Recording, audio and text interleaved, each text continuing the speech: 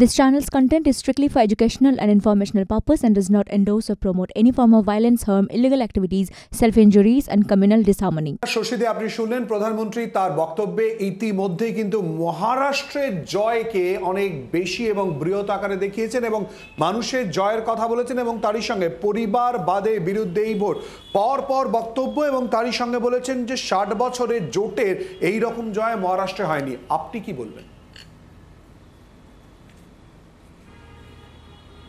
আমি প্রথমে তো বলি যে পশ্চিম বাংলায় ভারতীয় জনতা পার্টি কিংবা মোদিজির পার্টিকে রুখে দিয়েছে মমতা বন্দ্যোপাধ্যায়, ঝাড়খণ্ডে রুখে দিয়েছে হেমন্ত সোরেন এবং রইল মহারাষ্ট্রতে নিশ্চয়ই মানুষের রায়কে আমরা সম্মান জানাই। এখানে বিজেপির আর অন্যান্য দল যেমন মানুষের রায়কে সম্মান জানায় না, আমরা নিশ্চয়ই মানুষের রায় দিয়েছেন মহারাষ্ট্র সম্মান জানাই।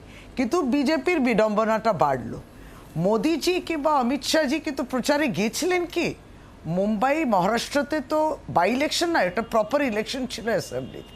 সেখানে তারা প্রচারে গেছিলেন কি না, নাকি ওখানকার যারা স্থানীয় নেতৃত্ব যারা রয়েছেন? তো বিড়ম্বনা এই জন্যে বললাম, কারণ যে 2022 সালে যে সরকারকে টপকে দেওয়া হয়েছিল, যেটা নির্বাচিত হয়েছিল তারও আগে, এবং তারপরে মুখ্যমন্ত্রী একনাথ শিন্ডে এবং ফাডনাভিসকে বলা হয়েছে আপনি বসুন।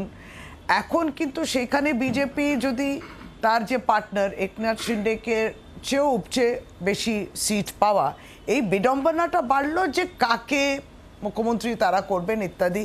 এবং এই যে অ্যালায়েন্স, একটা গোষ্ঠী নিয়ে কিন্তু এই যে অ্যালায়েন্সটা রয়েছে, সেটা কি নড়বড়ে নাকি ভালো হবে মহারাষ্ট্রের জন্যে, এটা একটা বিড়ম্বনার জায়গা। এবং এই যে এত তিনি নির্বাচনের গৌরব প্রকাশ করছেন মহারাষ্ট্র ইত্যাদি নিয়ে, পরপর উত্তরপ্রদেশ বিভিন্ন জায়গায় আপনি এটাও কিন্তু দেখুন, আসাম বললেন, বিহার বললেন, মধ্যপ্রদেশ বললেন, গুজরাট ইত্যাদি, কিন্তু কর্ণাটকাতে বিজেপি হেরেছে, কেরালাতে বিজেপি হেরেছে, মধ্যপ্রদেশেও হেরেছে একটা সিটে, এবং পাঞ্জাবে আপ জিতেছে, ওখানে আপ তাদেরকে হারিয়েছে। এইগুলো কৌশল নিয়ে তারা এড়িয়ে গেছেন। কিন্তু একটা জিনিস বলতে হয় যে মমতা বন্দ্যোপাধ্যায় যেমন লক্ষ্মী ভাণ্ডার স্কিমটা করেছে, মমতা বন্দ্যোপাধ্যায় যে মহিলাদেরকে সম্মান এবং একটা আর্থিক সম্পদ তাদের তৈরি করার জন্য যে স্কিমটা, আজকে সেটাকে কিন্তু মহারাষ্ট্রতেও তারা পার্টিতে তারা অ্যানাউন্স করেছিলেন।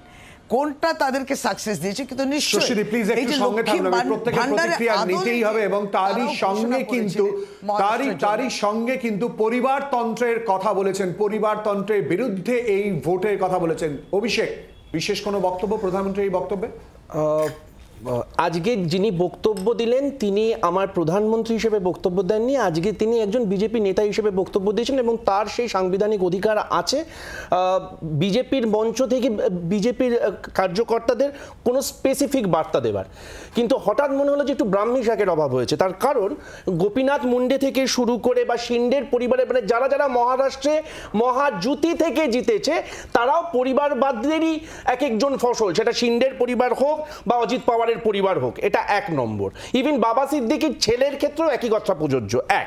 তিনি হেরে গেছেন সেটা অন্য ব্যাপার, বা মিলিন্দ দেওরা।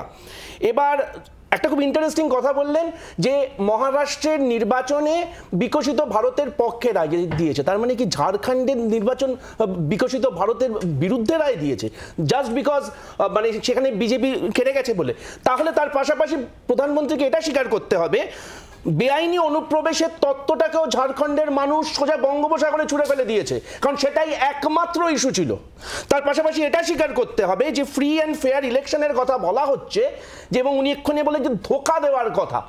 আমি আবার বললাম না একটু ব্রাহ্মী শাকের অভাব হচ্ছে, তার কারণ 2022 সালে যখন আসামে বন্যা চলছে, সেই বন্যার সময় আমরা দেখেছি রিসর্ট পলিটিক্সের মাধ্যমে কিভাবে উড়িয়ে দেওয়া হয়েছে। উনি একটু আগে বলেন মধ্যপ্রদেশ, গোয়া ইত্যাদি জায়গায় পরপর 3বার জিতেছেন। আমরা জানি গোয়াতে কিভাবে ওনারা জিতেছেন বা কিভাবে সরকার করেছেন। আর জাস্ট শশীদিকে একটা কথা বলি যে হ্যাঁ, শশীদি নর্মালি উপনির্বাচনে শাসক দলই জিতে থাকে, সেটা ইরেসপেক্টিভ অফ জিওগ্রাফি। এবং এইবারেরও যে এতগুলো উপনির্বাচন হয়েছে, রাজস্থান এবং মধ্যপ্রদেশ বাদ দিলে সব জায়গাতে যেখানে যে শাসক আছে, যেমন ধরুন বা ইন কেস অফ কেরালা যদি ধরি, এগুলো বাদ দিলে আমরা যেখানে শাসক আছি, মানে ধরুন একটুখানি আটকাতে হচ্ছে, আমরা আসবো। বাংলার আওয়াজ, বাঙালির আবেগ, জি 24 ঘন্টা।